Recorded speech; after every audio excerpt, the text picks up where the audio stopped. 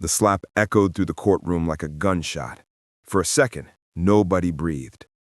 My wife Rebecca stood still, her cheek turning crimson under the fluorescent lights, and across from her, Hadley Cole, the self-proclaimed queen of our neighborhood, froze with her hand still half raised, as if even she couldn't believe what she'd done.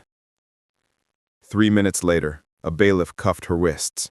5 minutes after that, Rebecca sat in the judge's chair. Yeah, you heard me right. The woman she slapped was the one about to deliver justice.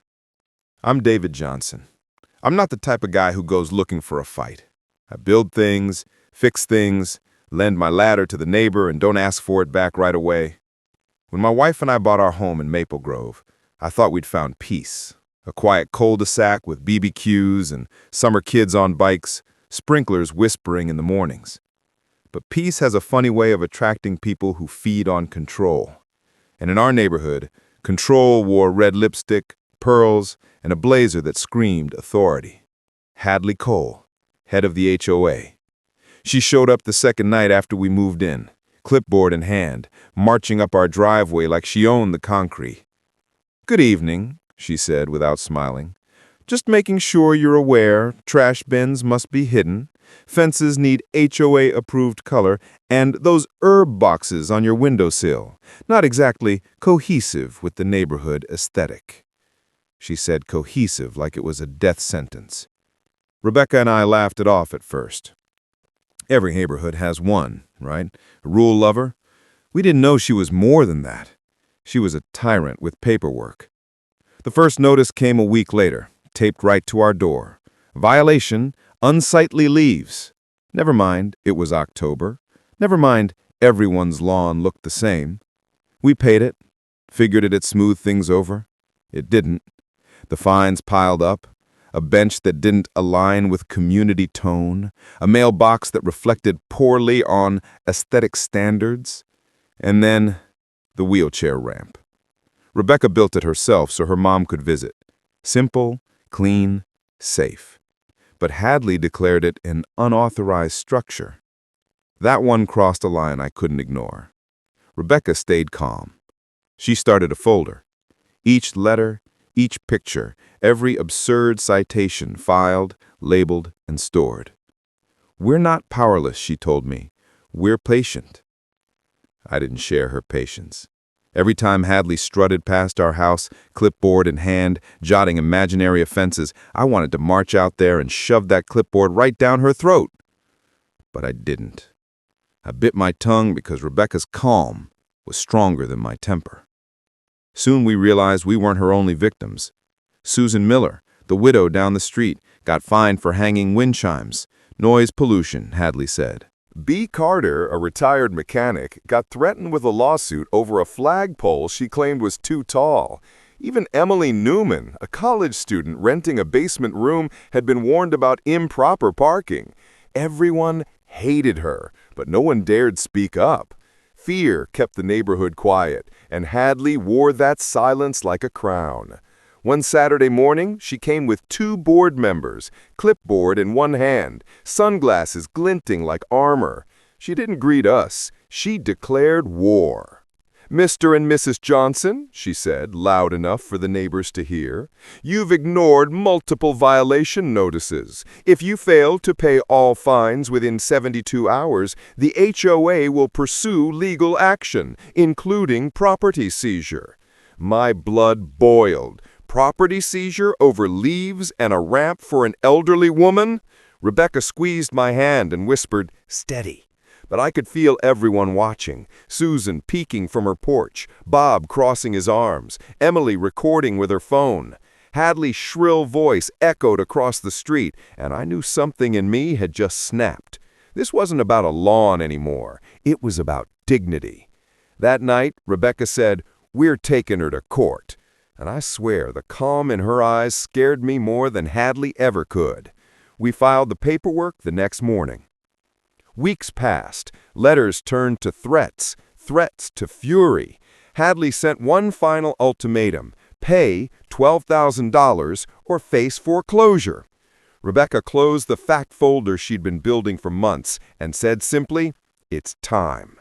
The courthouse clerk raised his eyebrows when he saw the stack. Hundreds of pages of proof, each signed by Hadley herself. The war had officially moved from the cul-de-sac to the courtroom. The morning of the hearing, the air felt heavy, like the walls themselves were bracing for impact. Hadley strutted in, wearing that same crimson blazer, her heels clicking like gavels. She didn't take the defendant's chair. She occupied it like it was her throne. I sat beside Rebecca, trying to keep my fists unclenched. Judge Reynolds, tall, gay-haired, voice sharp as glass, called the case to order. Johnson versus Cole. From the start, Hadley treated it like theater. She interrupted the lawyers, rolled her eyes, muttered insults under her breath. The judge warned her once, twice. She just waved a hand, smirking. "Your Honor," she barked, standing without permission, "the Johnsons have been a blight on our community. They refuse to comply. They don't belong." Gasps rippled through the gallery. I could feel the heat rising in my chest. But Rebecca's calm hand rested on mine. "Wait." Our attorney began showing the evidence, photos of violations, letters about pine cones, fines for unauthorized flora. The courtroom buzzed with disbelief. The judge's eyebrows climbed higher with each page. Still, Hadley couldn't shut up. "Those rules are necessary," she snapped. "Without me, the neighborhood would collapse," I whispered, just loud enough. "Without you, it might finally breathe." Susan stifled a laugh behind me. That's when the storm truly hit. Our attorney pressed her on the missing HOA funds, thousands in fines that never appeared in the association's account. Hadley sputtered, "That's none of your business." Judge Reynolds slammed his gavel. "It's very much this court's business, Miss Cole." She didn't stop. She jabbed her finger toward Rebecca. "She's been undermining me since day one. She's dangerous, manipulative. She doesn't respect authority." The room murmured in disgust. Rebecca didn't flinch. She just stared, calm and steady, like watching a storm wear itself out. I remember thinking, she's going to break. And then she did. Hadley shot up from her seat, shaking with fury. "I won't let her "A fool of me!" she screamed, and before anyone could react, she stormed across the aisle. The bailiff moved, but too late.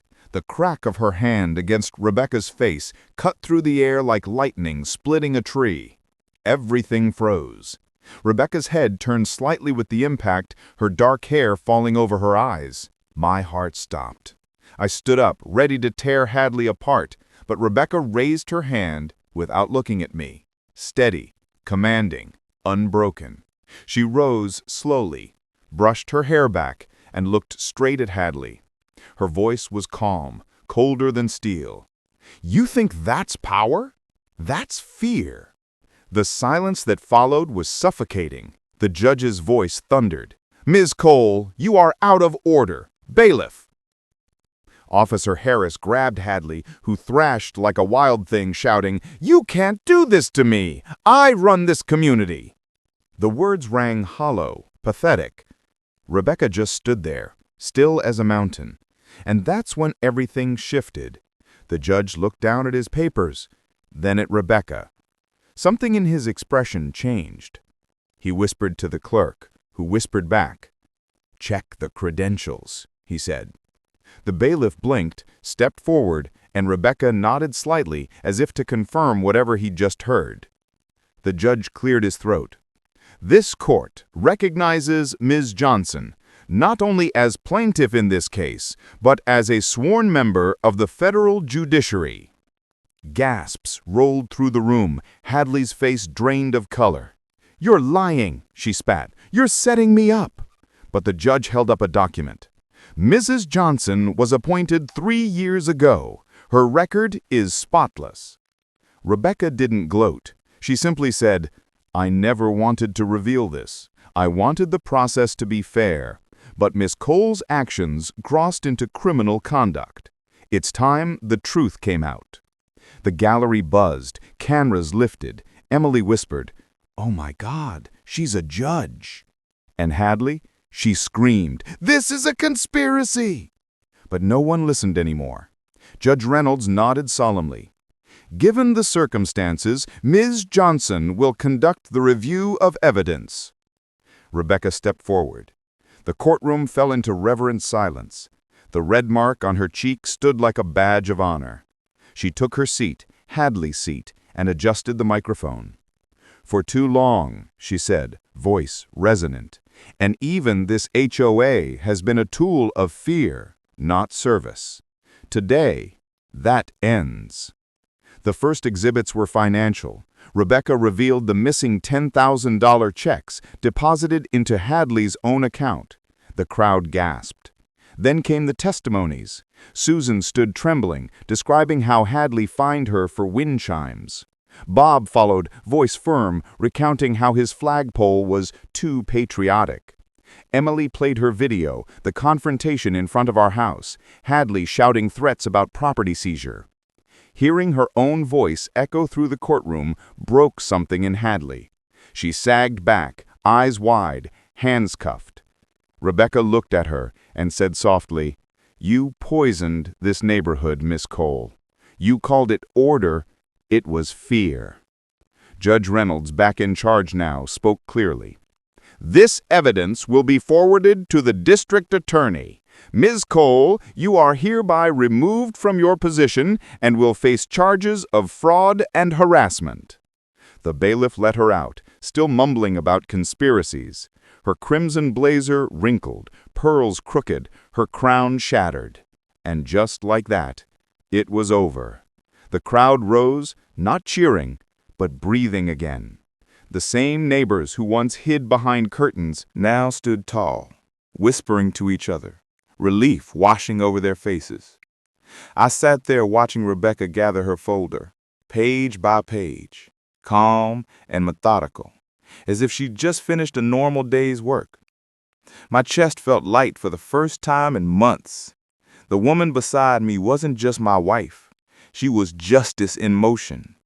As Hadley disappeared through the courthouse doors, cuffed and silent, I realized something simple. Something I wish I'd understood months ago. Real power isn't loud, and it doesn't need to threaten. It just needs the truth and the courage to stand when it matters.